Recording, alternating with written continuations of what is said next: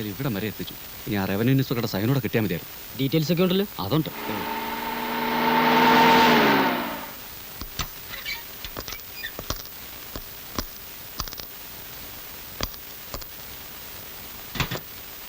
അതുണ്ടല്ലോ. എത്തിയിട്ടില്ല, ഇപ്പൊ വരും. സാറിരിക്കേ. വാ.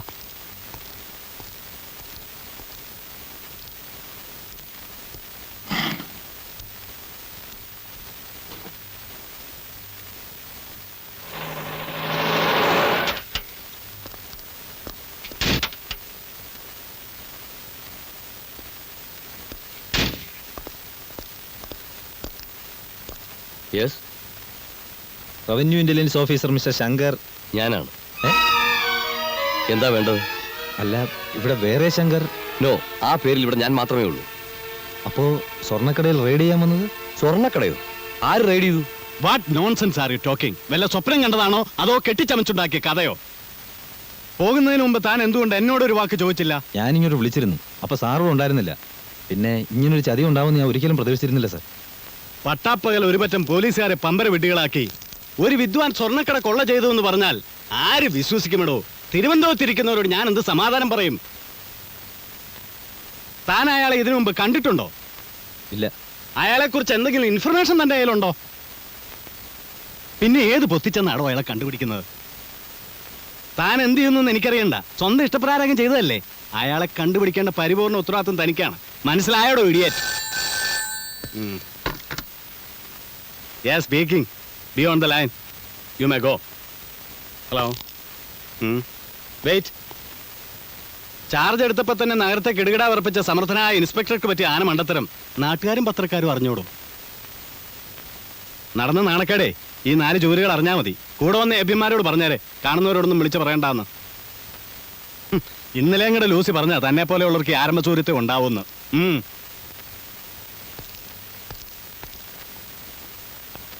ഏതവനാടാ ഈ കടുവയെ പിടിച്ച് കിടുവ?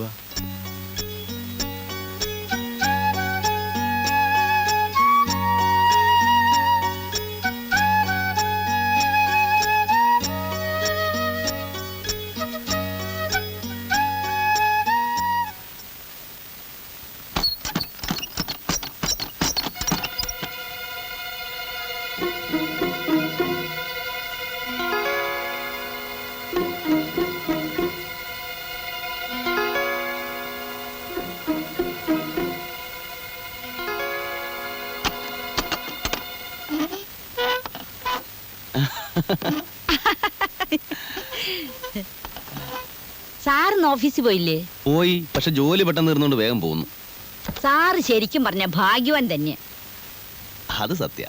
ഓരോരുത്തർ കാലത്ത് മുതൽ വൈകുന്നേരം വരെ ആഫീസിൽ കുത്തി പിടിച്ചിരുന്ന് ജോലി ചെയ്യുക. സാറ് വരുന്നതും പോകുന്നതും ആരും അറിയുന്നില്ല.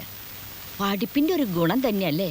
എന്റെ ജോലിക്ക് പഠിപ്പ് മാത്രം പോരാ ജാനകിയമ്മേ, ലേശം സാമർത്ഥ്യം വേണം, പിന്നെ നല്ല ധൈര്യം. എന്റെ മോ രാമകൃഷ്ണൻ നല്ല സാമർത്ഥ്യമുള്ളവനാ.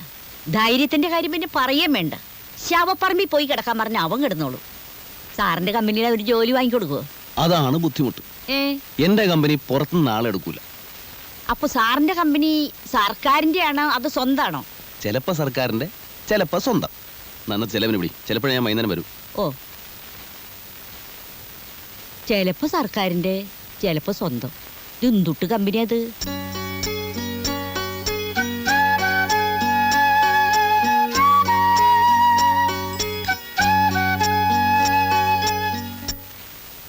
എന്റെ കർത്താവേ.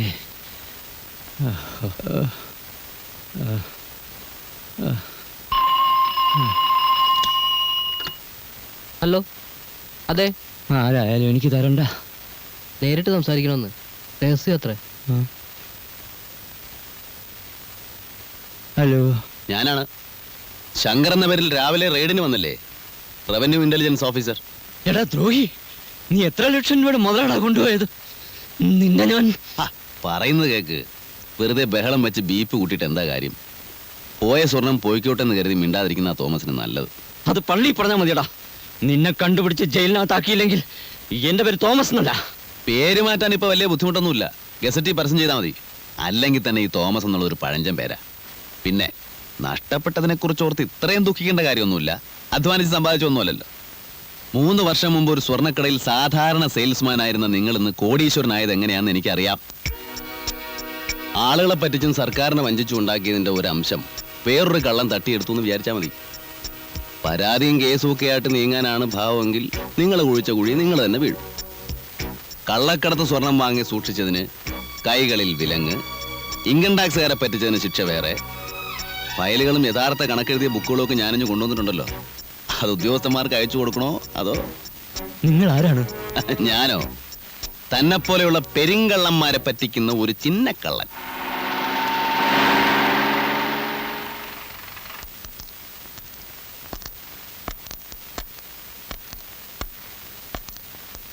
എന്റെ പൊന്നു സാറേ, പോയത് പോയി. ഇനി ഇതിന്റെ പിന്നാലെയുള്ള കേസും കൂട്ടും ഒന്നും വേണ്ട. എനിക്കൊരു പരാതിയുമില്ല. എന്താ ഇത്ര പെട്ടെന്ന് ഇങ്ങനെ തോന്നാൻ? ഒരു കാരണവുമില്ല സാർ. ഞാനൊരു സൂക്കേടുകാരനാണ്. എനിക്കിതൊന്നും താങ്ങാനുള്ള ശക്തിയില്ല. പോയതെനിക്കല്ലേ, പോട്ടെ.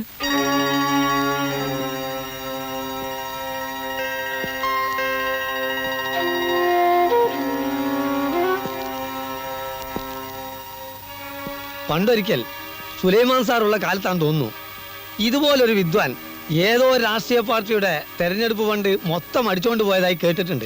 എന്നിട്ട് പക്ഷെ അന്നത് കേസായില്ല. അതുകൊണ്ട് അന്വേഷണം ഉണ്ടായില്ല. അയാളെ പറ്റിയുള്ള വല്ല വിവരവും നമ്മുടെ റെക്കോർഡ്സിലുണ്ടോ? ഇല്ല സാർ. അതുപോലെ കസ്റ്റംസുകാരുടെ വേഷം ധരിച്ച് ഒരുത്തൻ കള്ളക്കടത്തുകാരെ പറ്റിച്ചതായും കേട്ടിട്ടുണ്ട്. പരാതിക്കാരില്ലാത്തതുകൊണ്ട് അതും കേസായില്ല. പരാതി ഇല്ലെങ്കിൽ ഇവിടെ അന്വേഷണം വേണ്ടല്ലോ.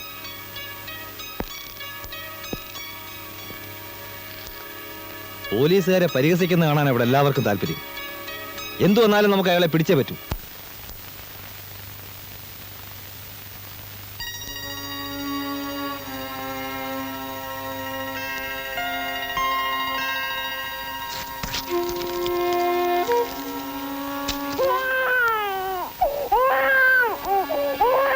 രമണി, ഇതിനെ നിർത്തോണ്ട് പോകുന്നുണ്ടോ? എന്തിനാ ഇങ്ങനെ ബഹളം വെക്കുന്നത്? പിന്നെ അല്ലാണ്ട് സ്വസ്ഥമായിട്ട് കാര്യം ആലോചിക്കാൻ സമ്മതിക്കില്ല എന്ന് പറഞ്ഞാൽ? Hello, good evening sir. ഞാനാണ് ശങ്കർ. അങ്ങനെ പറഞ്ഞാലേ മനസ്സിലാവും. ഒരു നന്ദി പറയാൻ വേണ്ടി വിളിച്ചാണ് സർ. പറയാതെ തന്നെ കാര്യങ്ങൾ ഇപ്പോൾ വ്യക്തമായി കാണുമെന്ന് വിചാരിക്കുന്നു. എനിക്ക് വേണ്ടി കുറേ ബുദ്ധിമുട്ടുകൾ സഹിക്കേണ്ടി വന്നു അല്ലേ? ക്ഷമിക്കുക. നഷ്ടപ്പെട്ട ആൾക്ക് കംപ്ലൈൻ്റ് ഒന്നുമില്ലല്ലോ. അതുകൊണ്ട് സാറിനൊരു പ്രശ്നം ഉണ്ടാവില്ല. ചെയ്തെന്ന സഹായങ്ങൾക്കെല്ലാം 100 നന്ദി. ദൈവം സഹായിച്ചാൽ നമുക്ക് വീണ്ടും കാണാം. വയ്ക്കട്ടെ. Good night.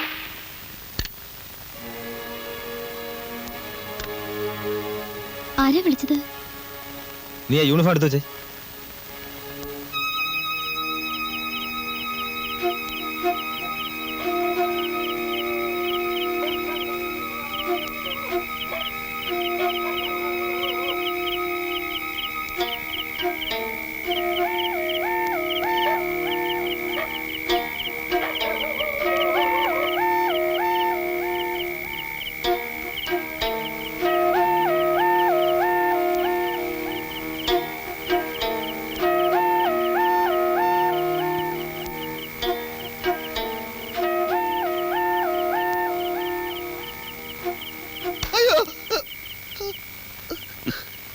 പേടിച്ചോ?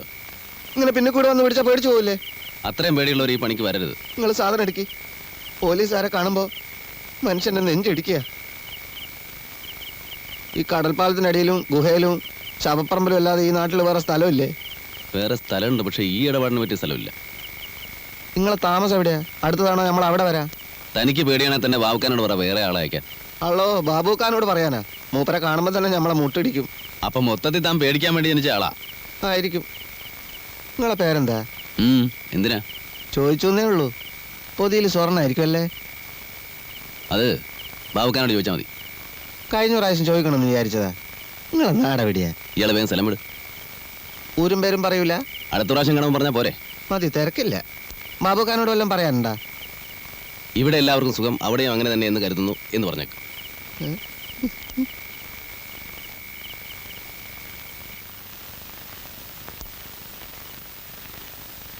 മിസ്റ്റർ ശേഖർ, ഏറെ പ്രതീക്ഷയോടെയാണ് ഞാൻ നിങ്ങളെ ഈ നഗരത്തിലേക്ക് അയച്ചത്. അതുകൊണ്ട് പലരുടെ അപ്രീതിയും ഉണ്ടായി.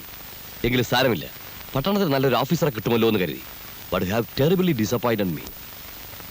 എല്ലാവർക്കും അബദ്ധങ്ങൾ പറ്റും, പക്ഷേ ദിസ് ഈസ് ടു മച്ച്. എനിക്ക് വിശ്വസിക്കാൻ സാധിച്ചില്ല. പട്ടാപ്പകൽ. ഛെ.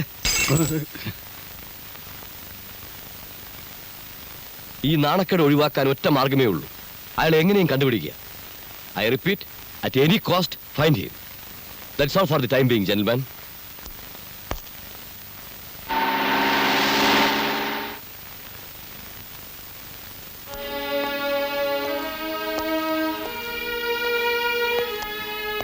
ഇന്ന് നേരത്തെ എത്തിയല്ലോ. ആ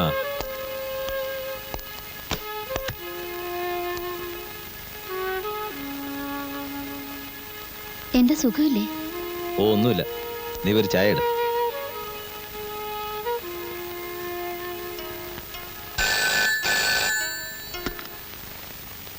ഹലോ, ഞാനാണ് കൃഷ്ണൻ, അമ്പലക്കാടൻ. എന്തു വേണം? അല്ല, ചിലതൊക്കെ കേട്ടു. ശരിയാണോ? അപ്പൊ അടി തെറ്റിയ ആനയും വീഴുമല്ലേ? ഇതുപോലെ എന്തെങ്കിലും സംഭവിച്ചാൽ ആദ്യം എന്നെ അറിയിക്കണമെന്ന് പറഞ്ഞപ്പോഴല്ലേ അന്ന് നിങ്ങൾ എന്നെ ആട്ടി ഓടിച്ചത്? അല്ല, അറിഞ്ഞതെങ്ങനെങ്കിലും ആവട്ടെ. പോലീസ് ഡിപ്പാർട്ട്മെന്റ് എന്ന് പറഞ്ഞാൽ ഒരു ഇൻസ്പെക്ടർ ശേഖരനിൽ മാത്രം ഒതുങ്ങുന്നതല്ലല്ലോ. ഏതായാലും സാർ ഇനി പലതും കേൾക്കേണ്ടി വരും. റാസ്കൽ, നിനക്കൊരു പുല്ലും ചെയ്യാൻ പറ്റില്ലടാ. ഇനി എന്താണ് ആ സന്തോഷ വാർത്ത എന്ന് ഞാൻ പറയാം. നിങ്ങൾക്ക് വേണ്ടി ചിൽഡ്രൻസ് പാർക്ക് സംഭാവന ചെയ്ത അങ്കിള് തന്നെ ഒരു ചിൽഡ്രൻസ് ലൈബ്രറിയും ഒരു ഗെയിംസ് റൂമും നമുക്ക് നിർമ്മിച്ചു തരുന്നു. പണക്കാരായ പലരും സ്വന്തം സുഖസൗകര്യങ്ങൾ മാത്രം നോക്കുന്ന ഇക്കാലത്ത് അദ്ദേഹത്തെ പോലെയുള്ള നല്ല മനുഷ്യരെ നാം ആദരിക്കേണ്ടിയിരിക്കുന്നു.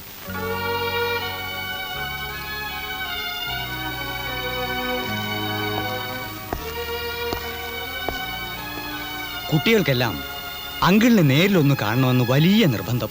അതൊക്കെ പിന്നെ ആവാച്ചോ. മിസ്റ്റർ ആന്റണി പലപ്പോഴും എന്നെ അത്ഭുതപ്പെടുത്തുന്നു. എങ്ങനെ? ഇതുപോലുള്ള അനാഥാലയങ്ങൾക്ക് 100 രൂപ സംഭാവന കൊടുക്കുന്നവർ പോലും പേരും പടവും പത്രത്തിൽ വരാൻ ആഗ്രഹിക്കുന്നു. പക്ഷെ എത്രയോ സഹായങ്ങൾ ചെയ്യുന്ന ആന്റണി സ്വന്തം പേര് പുറത്തു പറയുവാൻ പോലും മടിക്കുന്നു. വലത് കൈ കൊടുക്കുന്നത് ഇടത് കൈ അറിയരുന്നല്ലേ അച്ചോ പ്രമാണം.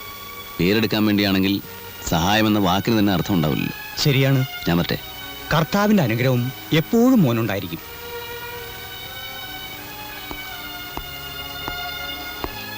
ഒരു സംശയം ചോദിച്ചോട്ടെ അച്ചോ. സമൂഹത്തിൽ ഒരുപാട് പേരെ പറ്റിച്ച് സ്വന്തം കേശ വീർപ്പിക്കുന്നവർ മാന്യന്മാരായി ജീവിക്കുന്നു. നല്ല മനസ്സുള്ളവർ സമൂഹത്തിന് ആവശ്യമില്ലാത്തവരായി മാറുന്നു. ദൈവം ഇതൊന്നും കാണുന്നില്ല. തീർച്ചയായും സ്വർഗരാജ്യം എപ്പോഴും സന്മനസ്സുള്ളവർക്കായിരിക്കും. ആയിരിക്കും.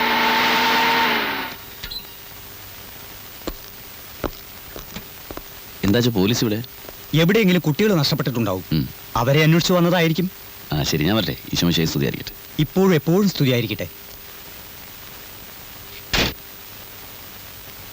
സാറെന്താ മറുപടി ഒന്നും പറയാത്തേ? നമ്മൾ അങ്ങനെ ചെയ്യുന്നതുകൊണ്ട് ഒരു കുഴപ്പമില്ല സാർ. മുമ്പ് ഇവിടെ ഉണ്ടായിരുന്ന സാറന്മാര് ഇതുപോലെ കൊടികെട്ടി വേണം കള്ളന്മാരെ പിടിക്കാൻ ഇതിലും ചീപ്പായിട്ടൊക്കെ ചെയ്തിട്ടില്ലേ? എന്നാലും എങ്ങനെയാടോ ഒരു കള്ളനെ പിടിക്കാൻ മറ്റൊരു കള്ളനെ ഏൽപ്പിക്കുക? ഹ, ജോസ് കള്ളനല്ല, കേടിയാ. കള്ളനായാലും കേടിയായാലും നമുക്ക് കഴിവില്ലാത്തോണ്ടാണെന്ന് വരില്ലേ? ആ, അത് വരും. ഇതൊക്കെ ആരറിയാനാ സാർ? അവൻ എവിടെയാണെന്ന് ജോസ് കണ്ടുപിടിക്കട്ടെ. സ്ഥലം മനസ്സിലാക്കിയാ നമുക്ക് തന്നെ ചെന്നവനെ പൂട്ടാലോ. പേര് നമുക്ക് കിട്ടുകയും ചെയ്യും. അയ്യോ സാറേ, അയാളെ ഞാൻ എങ്ങനെ അറിയാനാ? തന്നെയുമല്ല, കുറച്ചു നാളായിട്ട് ഞാൻ പുറത്തോട്ടെങ്ങും പോകാറില്ല. സംശയം ഉണ്ടെങ്കിൽ ആരോട് വേണമെങ്കിലും ചോദിച്ചു നോക്കിയാട്ടെ. ആ, നീങ്ങി വന്നേ, പറയട്ടെ. മാറ്റ രാവിലെ തന്നെ ഉണ്ടല്ലോടോ. കൂടെ വന്നിരിക്കാൻ ആരാന്നറിയോ? അറിയാമേ, അതാണ് ഞാൻ പത്തി ഒതുക്കി മാളത്തിൽ തന്നെ കൂടിയത്. ആദ്യത്തെ റൗണ്ടിൽ തന്നെ നെന്നും കൂട്ടിനും പൊക്കാനാണ് എന്നോട് പറഞ്ഞിട്ടുള്ളത്. ഞാൻ ഒരുത്തൻ ഇടപെട്ടോണ്ടാ നീ ഇവിടെ കഴിഞ്ഞുകൂടി പോണേ. അതെനിക്കറിയാം സാർ. സാറ് കുറച്ചധികം കാലം ഇവിടെ ഉണ്ടാവും. അതുവരെ നിനക്ക് ഇവിടെ അടങ്ങി ജീവിക്കാൻ പറ്റുമോ? അത് പിന്നെ പറ്റില്ല. അപ്പൊ അതുകൊണ്ട് നിന്റെ ഭാഗത്ത് നിന്ന് അദ്ദേഹത്തിന് കൂടി ഗുണകരമായ രീതിയിൽ എന്തെങ്കിലും നീക്കങ്ങൾ ഉണ്ടാവണം. ഭാവിയിൽ നിനക്കും അത് എഫക്ട് ചെയ്യും. അതുകൊണ്ട് ഏത് മാളത്തിലുണ്ടായാലും അവനെ പുകച്ച് പുറത്തിയായിരിക്കണം. അത് നിനക്കേ പറ്റൂ. അത് ഞാൻ ശ്രമിച്ചു നോക്കാം. നോക്കിയാ പോരാ, നടത്തണം. എന്റെ പൊന്നു ജോസേ, നീ ഈ പോലീസിന്റെ ചാരപ്പണിക്കൊന്നും നിൽക്കണ്ട. കള്ളൻ ഏതായാലും നമ്മുടെയൊക്കെ വകുപ്പൊന്നാ. ഇൻസ്പെക്ടർമാര് മാറി മാറി വരും. പക്ഷെ നമ്മൾ ഈ തൊഴിലും കൊണ്ട് ജീവിക്കേണ്ടവരാ. തന്നെയുമല്ല, അവരൊക്കെ വലിയ വലിയ നിലയെ കക്കുന്നവരാ. അവരെവിടെ, നമ്മളെവിടെ? അയാൾ ആരാണെന്ന് അറിഞ്ഞാൽ മതി. ബാക്കി കാര്യമെല്ലാം ഞാൻ ഏറ്റു. അങ്ങനെ നമ്മളെക്കാൾ വലിയവനായിട്ട് ഇവിടെ ആരും വലസണ്ട. ചിലപ്പോ നമ്മുടെ തുരപ്പം വാസുമായിരിക്കും ഇനി. അവനിപ്പം വീറിലല്ലേ? ജോസ് പറഞ്ഞ രൂപം ഭാവം വെച്ച് നോക്കുമ്പോ തോമസ് ആവാനാ വഴി. നിനക്ക് വല്ല ഭ്രാന്തുണ്ടോടാ? അവൻ ഈ തൊഴിലെല്ലാം നിർത്തി കല്യാണം എല്ലാം കഴിച്ച് പോണ്ടിച്ചേരില്ല. നമ്മുടെ ചീങ്കണ്ണി എന്തോ ജയിലിൽ നിന്ന് ഇറങ്ങിയത് കേട്ടു. ഇനിയിപ്പോ അവനായിരിക്കുമോ? അവരെല്ലാം നമ്മുടെ പോലീസുകാർക്ക് നന്നായിട്ട് അറിയാം. അവരാരും ആകാൻ വഴിയില്ല. അതും ശരിയാ. അപ്പൊ ആള് തീർച്ചയായിട്ടും വരുത്തനായിരിക്കും. വല്ല ബോംബെന്നോ കൽക്കട്ടയെന്നോ. എന്തായാലും ഞാൻ റെയിൽവേ സ്റ്റേഷൻ വരെ ഒന്ന് പോവാം. അവിടെ ആർക്കെങ്കിലും എന്തെങ്കിലും അറിയാവോ നോക്കാം. ജമാലേ പോയി അവിടെ നിന്നേടാ. നിന്നെ ഞാൻ ഇത് എവിടൊക്കെ തിരക്കി. നിന്റെ ഉമ്മാടി ചോദിച്ചപ്പോ നീ മാർക്കറ്റിൽ പോയിരിക്കാന്ന് പറഞ്ഞു. മാർക്കറ്റ് മുഴുവൻ മഷിയിട്ട് നോക്കി നിന്നെ കണ്ടില്ലല്ലോ. മാർക്കറ്റിൽ ഞാൻ നേരെ റേഷൻ പിടിയെ പോയി. നിങ്ങൾ എവിടെയാ? എന്നെ മനസ്സിലായില്ല? ഇല്ല. ശരി ബാ പറയാം. നിന്റെ ബാബുക്കയുടെ വീട്ടിൽ വെച്ച് നീ എന്നെ കണ്ടിട്ടില്ല? ഇല്ല. ആ എന്നാ ബാബുക്കോട് പിന്നെ ചോദിച്ചാൽ മതി ഈ ജോസ് ആരാണെന്ന്. അപ്പം മൂപ്പര് പറയും ഞങ്ങള് ബടാ ബടാ ദോസ്തുക്കളാ. ഇപ്പൊ മനസ്സിലായോ? ഇല്ല. ബാബുക്കയാ പറഞ്ഞത് ജമാലിനോട് ചോദിച്ചാൽ എല്ലാ കാര്യങ്ങളും അറിയാവുന്നു. പുതിയൊരു പുള്ളി ഇറങ്ങിയിട്ടുണ്ടല്ലോ സിറ്റിയിൽ. അവനെ കൊണ്ടൊരു കാര്യം സാധിച്ചെടുക്കാനാ. അല്ല 19,000 രൂപ അവന് കൊടുക്കും. അതുകൊണ്ട് നിനക്കും ചില ഗുണങ്ങളൊക്കെ ഉണ്ടാവുന്ന കൂട്ടിക്കോ. എങ്ങനെ ആളെ ഒന്ന് കാണുക. നിങ്ങൾ ആരെ പറ്റിയാ പറയുന്നത്? എടോ എല്ലാ കാര്യങ്ങളും ബാബുക്ക് എന്നോട്